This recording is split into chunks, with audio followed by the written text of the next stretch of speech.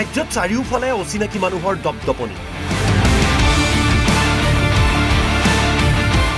ভয়াবহ ৰূপত আগ্ৰাসন অচিনাকি মানুহৰ আজি আপোনালোকে ওচৰ চুবুৰীয়াখনলৈ চাব পাৰে যে কেনেকৈ য'ত এদিন মোৰ গাঁও আছিল য'ত মোৰ সত্ৰ আছিল মোৰ মাটি আছিল মোৰ ভূমি আছিল তাত আজি চাৰিওফালে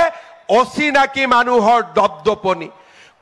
গুৱাহাটীৰ বৰাগাঁৱত শ্বহীদ স্মাৰক ক্ষেত্ৰ মুকলি কৰি অসম আন্দোলনৰ শ্বহীদলৈ শ্ৰদ্ধাঞ্জলি জনাই এই মন্তব্য মুখ্যমন্ত্ৰী হিমন্ত বিশ্ব শৰ্মাৰ শ্বহীদ দিৱসৰ দিনাই মুখ্যমন্ত্ৰীয়ে ক'লে কেতিয়াও অচিনাকি লোকক মাটি বিক্ৰী নকৰিব এই সংকল্প লওক প্ৰতিজন খিলঞ্জীয়াই আজি কেইদিনমান আগতে আমি দেখা পাইছিলোঁ আমি এটা পৰিসংখ্যা লৈছিলোঁ যে আমাৰ মাটিবোৰ আমি কাক বিক্ৰী কৰি আছোঁ মই পৰিসংখ্যা দেখি স্তম্ভিত হৈছিলোঁ যে আমাৰ খিলঞ্জীয়া থলুৱা লোকে আনকি তিনিচুকীয়া ডিব্ৰুগড় জিলাতো অচিনাকি লোকক নিজৰ মাটি বিক্ৰী কৰিছে শ্ৰদ্ধাৰ ৰাইজ জাতিয়ে যদি জাতীয় সংকল্প নলয় আমাৰ জাতিটো কেতিয়াও জীয়াই নাথাকিব আমি জাতিয়ে আজি দিনত সংকল্প ল'ব লাগিব আমি আমাৰ এটুকুৰাও মাটিও যিমানেই পৰিয়ালত অসুবিধা নহওক কিয় অৰ্থনৈতিক অসুবিধা নহওক কিয় আমি কেতিয়াও অচিনাকি লোকক আমি বিক্ৰী নকৰোঁ এই সংকল্প আমি ল'ব লাগিব আমাৰ মাটি যদি অচিনাকি মানুহৰ হাতলৈ যায় আমি জাতি হিচাপে জীয়াই থাকিব নোৱাৰিম অচিনাকি লোকে অবৈধ কাৰবাৰ কৰে বেছি টকা দিলেও মাটি বিক্ৰী কৰা অনুচিত অচিনাকিক মাটি দিলে জাতিৰ ভৱিষ্যত পংগু হ'ব তেওঁলোকে অবৈধ গৰুৰ ব্যৱসায় কৰে অবৈধ ড্ৰাগছৰ ব্যৱসায় কৰে অবৈধ বহুত ধৰণৰ অবৈধ ব্যৱসায় কৰে দুটা টকা আমাৰ মাটি দুখৰৰ বাবে তেওঁলোকে বেছি দিব পাৰে কিন্তু যি সময়তে আমি মাটি দুখৰ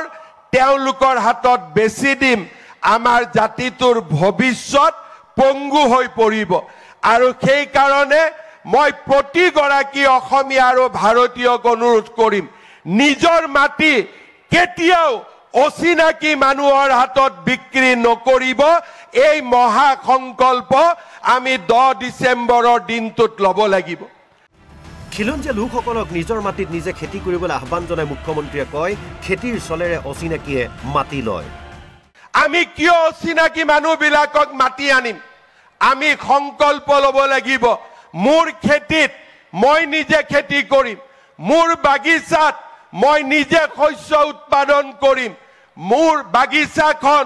মোৰ খেতি পথাৰখন আন কোনোবাই আহি চহাব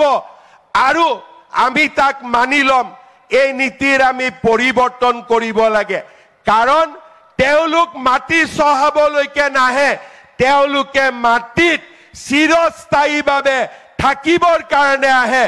এবছৰ মাটি চহাব দুবছৰ মাটি চহাব তৃতীয় বছৰৰ দিনা ক'ব এই মাটিৰ ময়ে মালিক গতিকে এই মাটিৰ পৰা আপুনি আঁতৰি যাওক সেই কাৰণে আমি নিজে খেতি কৰিম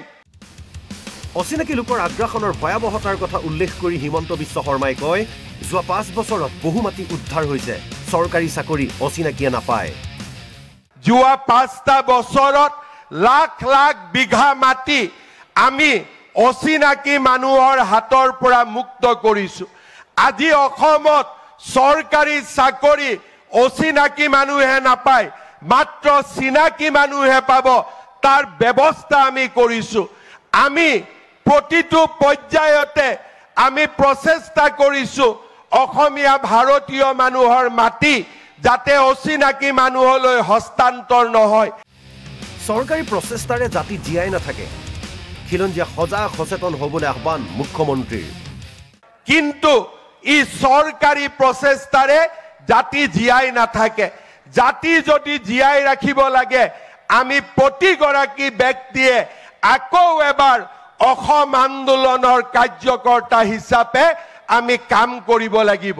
একোজন আন্দোলনকাৰী হিচাপে